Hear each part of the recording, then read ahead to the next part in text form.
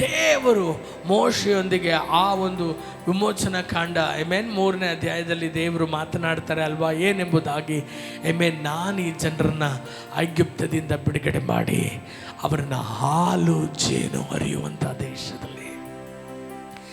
ಎಷ್ಟು ಜನ ನಂಬ್ತೀರಾ? ನನ್ನ ಪರಿಸ್ಥಿತಿ, ದುಃಖದ ಪರಿಸ್ಥಿತಿ ಮಾರ್ಪಟ್ಟು ಆಶೀರ್ವಾದದ ಒಂದು ಜೀವಿತವನ್ನು ನಾನು ನೋಡ್ತೇನೆ. ಎಷ್ಟು ಜನ ಆಮೇನ್ ಎಂಬುದಾಗಿ ಹೇಳ್ತಾರೆ. ಆದರೆ ಕೆಲವೊಂದು ಸಮಯದಲ್ಲಿ ಏನಾಗ್ತದೆ, ಯಾಕೆ ನಾವು ಆಶೀರ್ವಾದನ ನಾವು ಕಳ್ಕೊಳ್ತೇವೆ, ಯಾಕೆ ನಮ್ಮ ಜೀವಿತದಲ್ಲಿ ಅನುಭವಿಸ್ತೇವೆ? ನಾವು ಏನಂತ ಹೇಳುವಂಥದ್ದು, ಆಶೀರ್ವಾದ ಕಳ್ಕೊತೀವಿ ಅನ್ನೋದಕ್ಕಿಂತ ಅದರ ಮಧ್ಯ ಯಾಕಷ್ಟೊಂದು ಹೋರಾಡ್ತೇವೆ? ಹಲ್ಲೆಲೂಯಾ. ದೇವರ ಒಂದು ಆಶೀರ್ವಾದ ವ್ಯಸನನ ಸೇರಿಸಲ್ಲ. ಹಲ್ಲೆಲೂಯಾ. ಎಷ್ಟು ಜನ ಆಮೇನ್ ಎಂಬುದಾಗಿ ಹೇಳ್ತೀರಾ? ದೇವರು ಏನಾದರೂ ಒಂದು ಮಾಡ್ತಾರೆ ಅಂದರೆ ಅದರಲ್ಲಿ ವ್ಯಸನ ಇರಲ್ಲ. ಅದರಲ್ಲಿ ಬಂದು ಎಲ್ಲನೂ ಪರಿಪೂರ್ಣವಾದ ಸಂತೋಷವಾಗಿರ್ತದೆ. ಬಟ್ ಈ ಒಂದು ಯಾತ್ರೆಯಲ್ಲಿ ಯಾಕೆ ನಾನು ಇಷ್ಟೂ ದುಃಖ ಪಡ್ತೇನೆ, ಯಾಕೆ ನಾನು ಇಷ್ಟೂ ಕಣ್ಣೀರಿಡ್ತೇನೆ, ಯಾಕೆ ನಾನು ಇಷ್ಟೂ ಮುರಿಯಲ್ಪಡ್ತೇನೆ ಎಂಬುದಾಗಿ ನೀವು ನೆನೆಸ್ಬೋದು. ಈ ಒಂದು ವಾಕ್ಯವನ್ನು ನಾವು ತೆಗೆದು ನಾವು ನೋಡಬೇಕಾದ್ರೆ ವಾಕ್ಯದಲ್ಲಿ ಬರೆಯಲ್ಪಟ್ಟಿದೆ, ಅವರು ಪ್ರಯಾಣ ಮಾಡ್ತಾ ಕೆಂಪು ಸಮುದ್ರವನ್ನು ದಾಟ್ಕೊಂಡು ಅವರು ಪ್ರಯಾಣ ಮಾಡಿಕೊಂಡು ಅವರು ಏದೋಮ್ನ ಮೂಲಕ ಅವರು ಬರಬೇಕಾದ್ರೆ ಆ ಜನರ ಮನಸ್ಸು ಏನಾಯ್ತಂತೆ, ಅವರು hallelujah. The Bible says they were discouraged, they were disappointed because of their way. Hallelujah. What is the they were much discouraged because of the way. Hallelujah. ಅವರು ಬಂದಂಥ ಮಾರ್ಗ ಇದೆಲ್ಲ, ಆ ಮಾರ್ಗದಲ್ಲಿ ಅವರು ಪೇಷನ್ಸ್ನ ಕಳ್ಕೊಂಡ್ರು. ನಾನು ಹೇಳಂಥದ್ದನ್ನು ನೀವು ನಿಮ್ಮ ಬೈಬಲಲ್ಲಿ ಅಂಡರ್ಲೈನ್ ಮಾಡ್ಕೊಳ್ರಿ. ಅವ್ರು ಮಾಡಿದ ತಪ್ಪು ಏನು? ಇಸ್ರೇಲ್ ಜನ ದೇವರು ಅಷ್ಟು ವಾಗ್ದಾನ ಮಾಡಿ, ದೇವರು ಒಂದೊಂದರಲ್ಲಿಯೂ ಮಿರಕಲ್ ಮಾಡಿ, ದೇವರು ಒಂದೊಂದರಲ್ಲಿಯೂ ಅಸಾಧ್ಯವಾದಂಥ ಕಾರ್ಯಗಳನ್ನ ಮಾಡ್ಕೊಂಡು ಬಂದಂಥ ದೇವರು ಎಲ್ಲೋ ಒಂದು ಕಡೆ ಇವರು ಯಾಕೆ ಬಂದು ಮರಣವನ್ನು ನೋಡಿದ್ರು, ಯಾಕೆ ಇವರು ಬಂದು ಎಲ್ಲವನ್ನ ಕಳ್ಕೊಂಡ್ರು ಅದರ ಕಾರಣ ಒಂದೇ, ಅವರು ಆ ಮಾರ್ಗವನ್ನು ನೋಡಿದಾಗ ದೇ ಗಾಟ್ ಡಿಸ್ಕರೇಜ್ಡ್. ಹಲ್ಲೆಲೂಯಾ. ಈ ದಿನ ಏನು ಸಮಸ್ಯೆ ಗೊತ್ತರ? ಬಂದು ಬ್ರದರ್ ನಿಮ್ಮ ದೇವರು ಜೀವಂತವಾಗಿದ್ದಾರೆ. ಎಸ್ ಬ್ರದರ್, ನನ್ನ ದೇವರು ಜೀವಂತವಾಗಿದ್ದಾರೆ. ಬ್ರದರ್ ನಿಮ್ಮ ದೇವರು ಅದ್ಭುತ ಮಾಡ್ತಾರೆ, ಖಂಡಿತ ಮಾಡ್ತಾರೆ. ಬಟ್ ಏನಾಯಿತು ಬ್ರದರ್ ಅಂದರೆ, ಬ್ರದರ್ ಅದ್ಭುತ ಯಾಕೆ ಬ್ರದರ್ ಇನ್ನೂ ನಡೀತಾ ಇಲ್ಲ? ಎಷ್ಟು ದಿನ ಕಾಯಬೇಕು ಬ್ರದರ್? ಹಲ್ಲೆಲೂಯಾ. ಯಾರ ಜೀವಿತದಲ್ಲಿ ಕೇಳ್ರಿ ಅದ್ಭುತ ಬಗ್ಗೆ ಸಾಕ್ಷಿ ಹೇಳೋರು ಬಿಟ್ಟು ಬೇರೆ ಯಾರ ಜೀವಿತನ ಕೇಳ್ರಿ, ಅವ್ರು ಹೇಳೋಂಥದ್ದು ಏನು? ಸರ್, ಕಾದು ಸೋತೋಗ್ಬಿಟ್ಟಿದ್ದಾನೆ. ಹಲ್ಲೆಲೂಯಾ. ಇಲ್ಲೂ ಕೂಡ ದೇವರು ವಾಕ್ಯದಲ್ಲಿ ಬರೆಯಲ್ಪಟ್ಟಿದೆ, ಅವರು ಮಾರ್ಗಾಯಾಸದಿಂದ ಅವರು ಸೋತೋಗ್ಬಿಟ್ಟಿದ್ರು. ಕಾದು ಆ ಪ್ರಯಾಣ ಇದೆಯಲ್ಲ, ಆ ಪ್ರಯಾಣದಲ್ಲಿ ಸೋತು ಹೋಗಿದ್ದು ದೊಡ್ಡ ವಿಷಯ ಆಗಲಿಲ್ಲ. ಆದರೆ ಆ ಪ್ರಯಾಣದಲ್ಲಿದ್ದಂಥ ಬೇಸರ, ಆ ಕಾಯುವಂಥದ್ರಲ್ಲಿದ್ದಂಥ ಬೇಸರ, ಅದು ಏನು ಮಾಡ್ತು? ಅವರು ಗುಣುಗುಟ್ಟುವಂತೆ ಮಾಡ್ತು. ದೇವರು ವಾಕ್ಯದಲ್ಲಿ ಬರೆಯಲ್ಪಟ್ಟಿದೆ ಏನೆಂಬುದಾಗಿದೆ 5ನೇ ವಾಕ್ಯದಲ್ಲಿ, ದ ಪೀಪಲ್ ಸ್ಪೋಕ್. ಹಲ್ಲೆಲೂಯಾ. ಆಗ ಅವ್ರು ಏನು ಮಾಡಿದ್ರಂತೆ?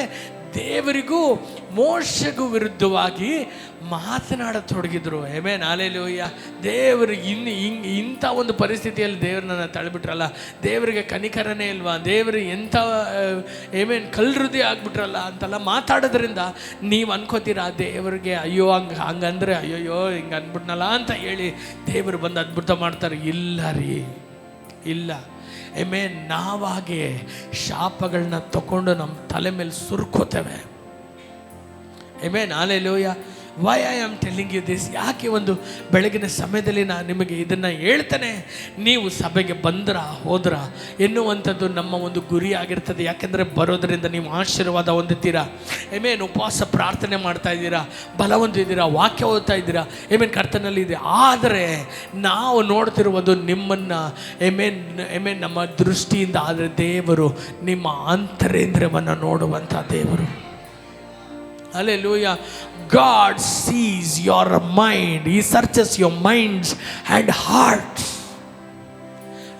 ಆಲೋಚನೆಯಲ್ಲಿ ಬರುವಂಥ ಆಲೋಚನೆಗಳು ಒಂದೊಂದನ್ನು ಕೂಡ ಏಮೇನ್ ಆತನ ಮುಂದೆ ನಾವು ಅನ್ಕೋಬೋದು ಇಲ್ಲಿ ಪಕ್ಕದಲ್ಲಿರೋನಿಗೂ ಗೊತ್ತಾಗೋದಿಲ್ಲ ನಾ ಏನು ಯೋಚನೆ ಮಾಡ್ತಾ ಇದ್ದೇನೆ ಎಂಬುದಾಗಿ. ಆದರೆ ಅದು ಪರಲೋಕದಲ್ಲಿ ಪ್ರತಿಧ್ವನಿಸ್ತದೆ. ನೀವು ಏನನ್ನು ನೀವು ನೆನೆಸ್ತಾ ಇದ್ದೀರೋ, ನೀವು ಏನನ್ನು ಮನಸ್ಸಿನಲ್ಲಿ ಒಬ್ಬರ ಕುರಿತಾಗಿ ಕೈತನನ ಇಟ್ಕೋತಿರೋ, ಒಬ್ಬರ ಕುರಿತಾಗಿ ಮಾತನಾಡ್ತಿರೋ, ದೇವರ ಕುರಿತಾಗಿ ನೀವು ಮಾತನಾಡುವಂಥ ವಿಷಯಗಳು ಅದು ಎಲ್ಲವೂ ಕೂಡ ಪರಲೋಕಕ್ಕೆ ಕೇಳಲ್ಪಡ್ತದೆ.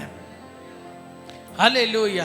ಈ ಜನರಿಗೆ ಏನು ತೊಂದರೆ ಆಗಿತ್ತು, ಈ ಜನರ ಸಮಸ್ಯೆ ಏನಾಗಿತ್ತು? ಯುದ್ಧಗಳನ್ನ ದೇವರು ಮಾಡಿದ್ರು, ಕೊರತೆಗಳನ್ನ ದೇವರು ನೀಗಿಸಿದ್ರು, ಹಸುವೆಯನ್ನು ದೇವರು ಮಾರ್ಪಡಿಸಿದ್ರು. ದೇವರು ಅವರಿಗೆ ನೆರಳಾಗಿ ಆತನು ಮೇಘಸ್ತಂಭವಾಗಿದ್ದನು, ಆತ ಅವರಿಗೆ ಚಳಿಗೆ ದೇವರು ಅಗ್ನಿ ಸ್ತಂಭವಾಗಿ ಎಲ್ಲ ಇದ್ದರು. ಆದರೆ ಅವರಿಗೆ ಪ್ರಾಬ್ಲಮ್ ಆಗಿದೆ ಏನು ಗೊತ್ತಾ? ಆ ಮಾರ್ಗ ಆಯಾಸ. ನಾಳೆ ಏನು ಇಲ್ದೇನೆ ನಿನಗೆ ಸಿಟ್ಟು ಬರ್ತದೆ. ಹಲ್ಲೆಲೂಯ. ತಿರುಗಿ ನೋಡ್ರಿ ನಿಮ್ಮ ಜೀವಿತದಲ್ಲಿ ಎಂತೆಂಥ ಹಾದಿಗಳಲ್ಲಿ ದೇವರು ನಿಮ್ಮನ್ನ ನಡೆಸ್ಬಂದರು. ಯಾವತ್ತೋ ಅದಕ್ಕೋಸ್ಕರ ಕೀರ್ತನೆಗಾರನ ಹೇಳ್ತಾನೆ, ಕರ್ತನು ಮಾತ್ರ ನನ್ನ ಪಕ್ಷದಲ್ಲಿ ಇಲ್ಲದೆ ಹೋಗಿದ್ರೆ ಯಾವತ್ತೋ ಮಣ್ಣಾಗಿ ಹೋಗ್ತಿದ್ದೆ ನಾನು. ಎಷ್ಟು ಜನ ಆಮೇನ್ ಎಂಬುದಾಗಿ ಹೇಳ್ತೀರಾ? ಈ ದಿನ ನಾವು ಸಭೆಯಲ್ಲಿ ಇದ್ದೇವೆ, ಈ ದಿನ ನಾವು ICUದಲ್ಲಿ ಇಲ್ಲ, ಈ ಒಂದು ದಿನ ನಾನು ಸಭೆಯಲ್ಲಿ ಇದ್ದೇನೆ, ಈ ದಿನ ನಾನು ಬಂದು ಮರಣಕ್ಕೂ ಜೀವಕ್ಕೂ ಮಧ್ಯದಲ್ಲಿ ಹೋರಾಡ್ತಾ ನಾನು ಇಲ್ಲ, ಈ ದಿನ ನಾನು ಮಣ್ಣು ಮೇಲೆ ಇದ್ದೇನೆ, ಮಣ್ಣು ಕೆಳಗಿಲ್ಲ ಅಂದರೆ ಅದಕ್ಕೆ ಕಾರಣ ನಿಮ್ಮ ಮೇಲೆ ದೇವರ ಕರ ಇರೋದ್ರಿಂದಲೇ. ಹಲ್ಲೆಲೂಯ. ಎಷ್ಟು ಜನ ಆಮೇನ್ ಎಂಬುದಾಗಿ ಹೇಳ್ತೀರಾ? ಹಲ್ಲೆಲೂಯ. ಯಾವ ಒಂದು ಈ ಒಂದು ದಿನದಲ್ಲಿ, ಈ ಕ್ಷಣಗಳಲ್ಲಿ ಎಷ್ಟು ಜನರು ಒಂದು ದಿನಕ್ಕೆ, ಒಂದು ನಿಮಿಷಕ್ಕೆ, ಡ್ಯೂ ನೋ, ಇನ್ 1 minute 60 ಸೆಕೆಂಡ್ಗಳಲ್ಲಿ ನಮ್ಮ ದೇಶದಲ್ಲಿ ಮೋರ್ ದೆನ್ 100 people ಡೈ. ನಿಮ್ಮ ಒಂದೊಂದು ಸೆಕೆಂಡ್ಸ್ ಮೂವ್ ಆಗ್ತದಲ್ಲ, ಆ ಸೆಕೆಂಡ್ಸ್ಗಳಿಗಿಂತಲೂ ಹೆಚ್ಚಾಗಿ ಮರಣಗಳು ಸಂಭವಿಸ್ತಾನೇ ಇರಬೇಕಾದ್ರೆ ಕರ್ತನು ನಿಮ್ಮನ್ನು ತೂಕಡಿಸದೆ ನಿದ್ರಿಸದೆ ಕಾಪಾಡ್ತಾ ಇದ್ದಾನಲ್ಲ. ದೇವರೇ ನೀ ನನಗೇನು ಮಾಡಿದೆ ಅಂತ ನೀವು ಕೇಳ್ತಿರಲ್ಲ.